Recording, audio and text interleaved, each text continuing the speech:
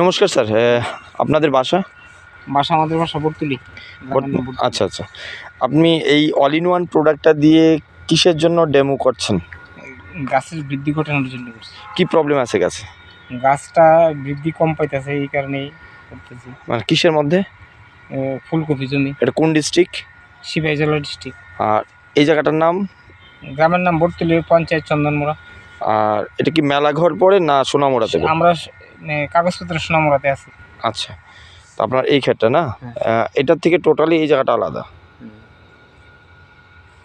ঠিক আছে, তো ফিজিক্যালি দাদা এই ডেমোটা করছেন প্রত্যেকটা গাছে, আপনি দেখতে পাচ্ছেন। দাদা এই সাইড থেকে শুরু করে দিন।